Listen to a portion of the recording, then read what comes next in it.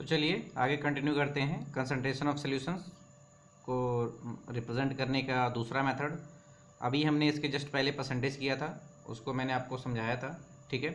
अब यहाँ पे एक नया टर्म आता है मोलैरिटी। मोलैरिटी को कैपिटल एम से शो करते हैं, मोलैरिटी को कैपिटल एम से शो करते हैं। अभी बताऊंगा इस सिंबल को लिखते कैसे हैं, आंसर आएगा तो लिखना कैसे है। ये होता क्या है, इसको पढ़ते हैं। मोलैरिटी है, ये होता क्या है, इसका थोड़ा सा डेफिनेशन लिख लेते हैं। It is defined as the number of moles of solute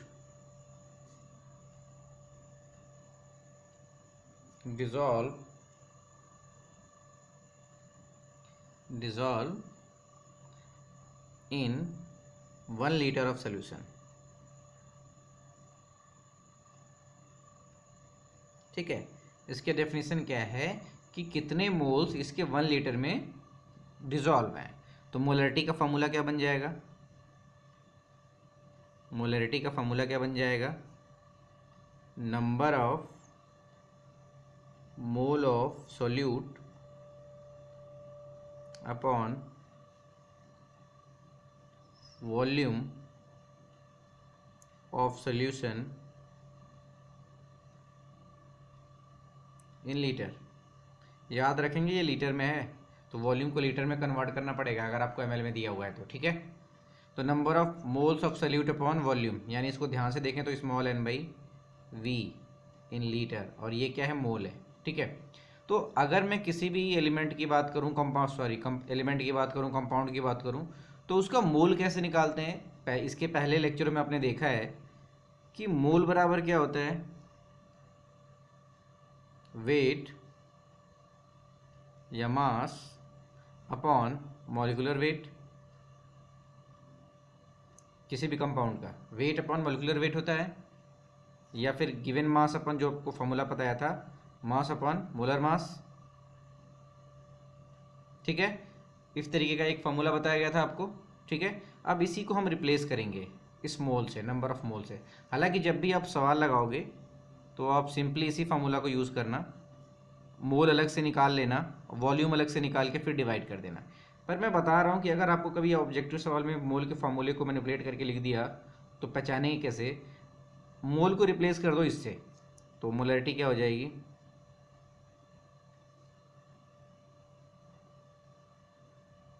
mass of solute upon molar mass of solute,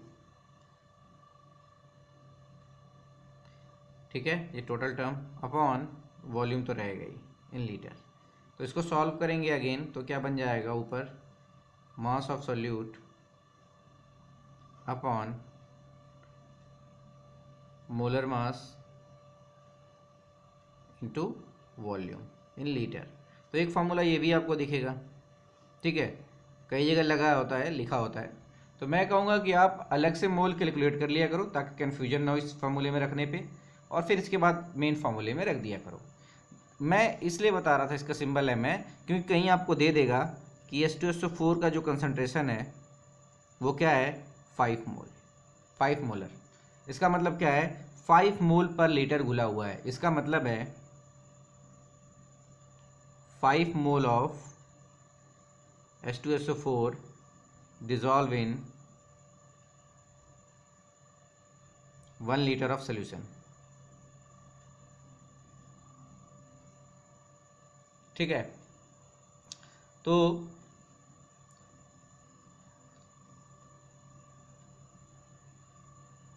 चलिए इस पे कुछ सवाल लगा लेते हैं, ठीक है, देन हम आगे बढ़ेंगे, ठीक है।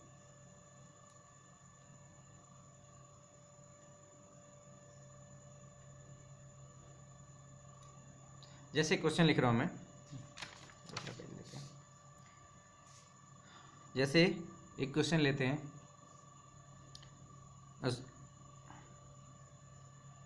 Given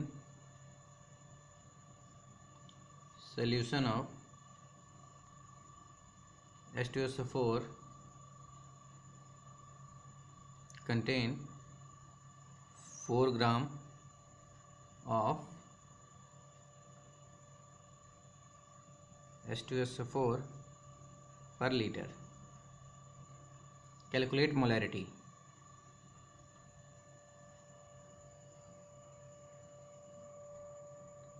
calculate molarity. तो आप बिल्कुल भी पैनिक ना करो, जब भी आपको कोई भी सवाल दे सबसे पहले लिखो क्या क्या दिया है।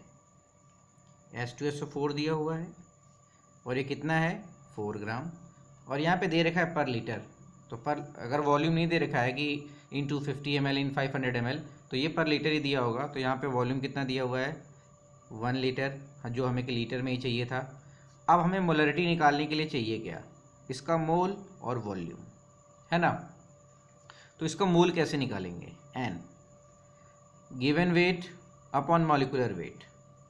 तो H2SO4 का निकालेंगे weight, 2 hydrogen 1 sulphur and 4 oxygen. तो 2 इंटू 1 32 प्लस 64, आई थिंक 98। ठीक है, तो यहाँ पे क्या आएगा 4/98। ठीक है, ये आ गया मोल। अब हम इसको यहाँ पे रख देंगे, तो यहाँ पे मोलरिटी आएगी 4/98 डिवाइडेड 1। ठीक है, तो ये सॉल्व होके आएगा 4/98। इसकी कंसंट्रेशन आ गई, तो क्या लिखेंगे,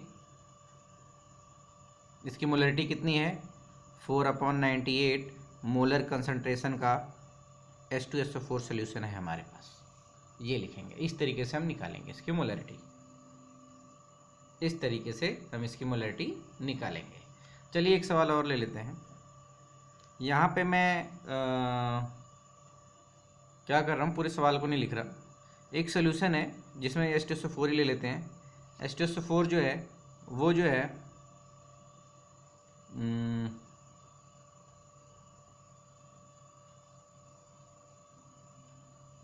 14 ग्राम है और वो डिज़ोल्व है 250 ml में। तो इसकी मोलरिटी कैसे निकालेंगे, सिंपल सी बात है, फिर दिया हुआ है मोलरिटी निकालना है। ठीक है, वॉल्यूम दिया हुआ है 250 ml, इसको लीटर में बदलेंगे 250/1000 1/4 लीटर। ठीक है, एंड देन हमें n निकालना पड़ेगा। n कितना है 14/98 given mass upon molecular mass, तो ये 1/7 आएगा आई थिंक।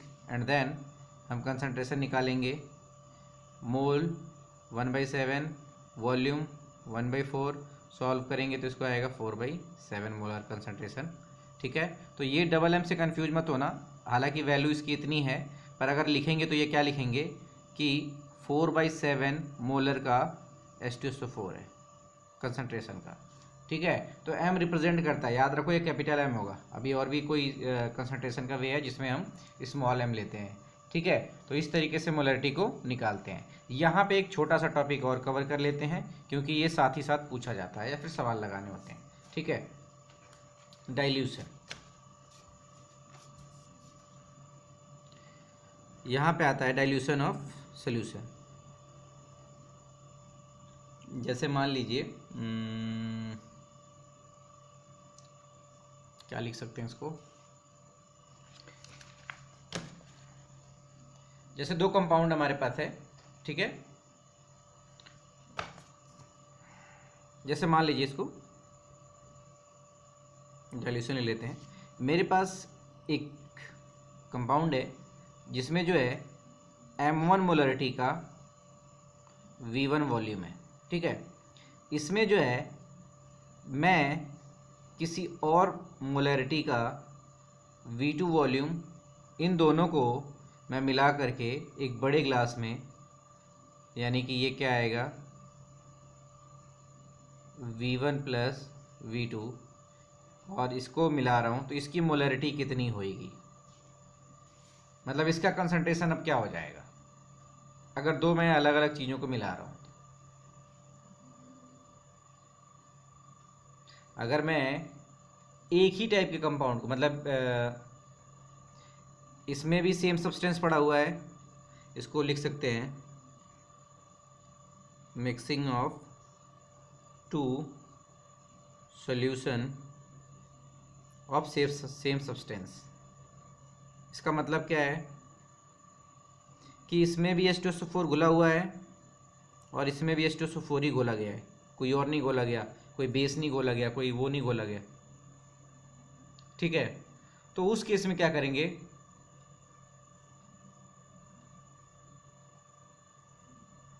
उस केस में क्या करेंगे, तो यहाँ पे आपको करना है M1V1 plus M2V2 equal to capital M जो निकालने वाले हैं इनटू इसका वॉल्यूम V। तो यहाँ पे आएगा M1V1 plus M2V2 equal to capital M और ये आएगा V1 प्लस V2।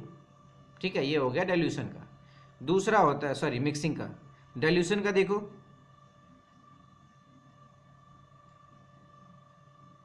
कि मेरे पास एक सब्सटेंस है, इसमें H2SO4 मिला हुआ है, इसका जो है वो M1 कंसंट्रेशन है, वॉल्यूम V1 है।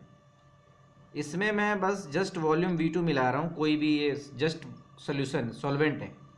ठीक है, और एक नया सब्सटेंस बन रहा है, मतलब इसको डाइल्यूट कर रहे हैं, जस्ट डाइल्यूशन है। तो ये क्या हो जाएगा, V1 प्लस, ठीक है, V2। चलो कोई बात नहीं, इसमें मैंने V1 V2 ले लिया। कई जगह पे आपको क्या दिया रहेगा, आपको दिया रहेगा कि एक सोल्यूशन है V1, इसका कंसंट्रेशन है M1। ठीक है, मैं दोनों का इक्वेशन लिख दूंगा यहाँ पे। M1, इसमें मैंने कुछ पानी डाला तो ये क्या बन गया, इसका वॉल्यूम बढ़ के हो गया V2, तो इसका कंसंट्रेशन कितना आएगा ये पूछता है, M2 कितना आएगा। तो यहाँ पे एक रिलेशन याद रख लो। अब इसके पीछे का लॉजिक क्या है वो मैं पहले समझा देता हूँ, फिर बात करते हैं। ठीक है, मान लिया कि इसमें कुछ x मोल रहा होगा M1, मान लिया x1 का x मोल रहा होगा, तो इसमें डाल तो हम पानी ही रहे हैं, तो इसका मोलरिटी कितनी है, x/V1। ये लीटर में मान लो है, ये भी लीटर में है, तो इसकी मोलरिटी कितनी है, x/V1। पर इसमें हमने और पानी डाल दिया यानी V2 हो गया, तो यहाँ पे इसकी मोलरिटी कितनी हो जाएगी, x/V2, x/V2। तो इन दोनों को थोड़ा लिखो तो ये क्या हो जाएगा, M1V1 बराबर x, और ये क्या हो जाएगा, M2V2 बराबर x। अब इन दोनों को बराबर कर देंगे तो क्या हो जाएगा, M1V1 बराबर M2V2। New volume, old concentration, और ये न्यू कंसंट्रेशन। ठीक है, ये ओल्ड फुल वॉल्यूम है, मतलब टोटल रिजल्टेंट वॉल्यूम है। तो ये फॉर्मूला यूज़ करके हम, जैसे ये पता है, ये पता है, ये पता है, ये पता है, इसका मोल पता है, सॉरी कंसंट्रेशन पता है, वॉल्यूम पता है, इसका वॉल्यूम पता है पर इसका कंसंट्रेशन नहीं पता, तो इस फॉर्मूले से निकाल लेंगे। ये आया कहाँ से, इसमें एक्स मोल घुला हुआ है मान लो। ठीक है, तो वो तो रहेगा एक्स मोल ही, और V1 में घुला हुआ है, पर जब मैं अलग से पानी डालूंगा तो ये मोल तो नहीं बदलने वाला, पानी बदलेगा। ठीक है, वॉल्यूम चेंज होगा, तो ये कंसंट्रेशन क्या हो जाएगी ये। तो यहाँ से मैंने x को इक्वेट कर दिया दोनों से, तो ये मेरे पास इक्वेशन आया। तो इस इक्वेशन का यूज़ करेंगे। अभी जस्ट मैं 1-2 सवाल और लगाऊंगा आपके साथ, तो आप उसको देख लेना। यहाँ पे क्या कर रहे हैं, इसको अगर समझ में नहीं आया तो एक बार और समझा देता हूँ। जैसे मान लिया 10 ग्राम चीनी घुली हुई है 1 लीटर पानी में, मैंने उसमें 1 लीटर पानी और डाल दिया, तो पानी तो 2 लीटर हो गया, पर चीनी तो अभी भी 10 ग्राम है ना, तो मान लो 10 मोल है, तो 10 टोटल वॉल्यूम, यही तो मोलरिटी होती है, तो यहाँ पे निकाल सकते हो आप आसानी से। इस केस में देखो क्या हो रहा है, यहाँ पे क्या हो रहा है, ये जो इक्वेशन मैंने लिखा हुआ है,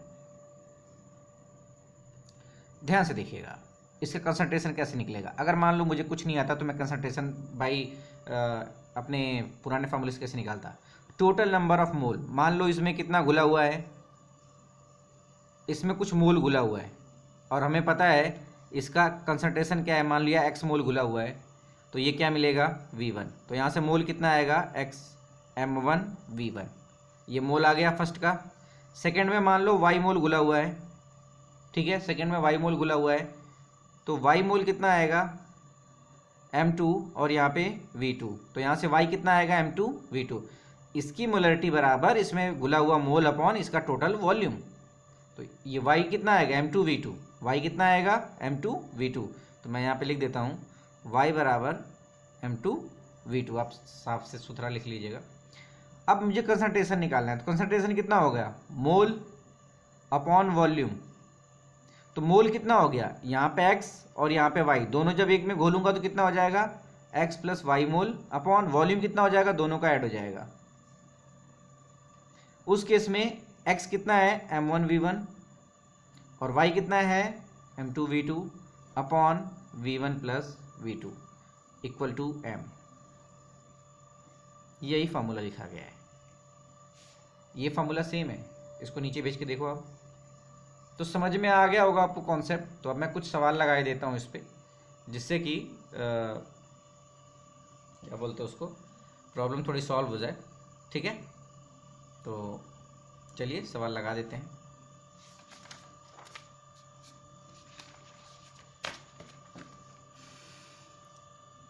क्वेश्चन है, मैंने एक सोल्यूशन ले लिया, इसमें मान लिया H2SO4 का सोल्यूशन है, कोई दिक्कत नहीं है। ठीक है, इसमें जो है वो 5 मोल है, चलिए मोलरिटी दे देता हूँ डायरेक्ट, 5 मोलर सोल्यूशन है। ठीक है, और यहाँ पे H2SO4 का ही सोल्यूशन है, 3 मोलर सोल्यूशन है। ठीक है, इसकी कंसंट्रेशन क्या है 3 मोल पर लीटर, ये क्या है 5 मोल पर लीटर, दोनों को मिलाया गया। अब देखो यहाँ पे मोलरिटी दे दी है, इसका मतलब क्या है 3 मोल पर लीटर, तो 1 लीटर ले लेंगे यहाँ पे। ये क्या है 5 मोल पर लीटर, तो यहाँ भी 1 लीटर ले लेंगे। अगर कुछ नहीं दिया तो मान लिया 1 लीटर।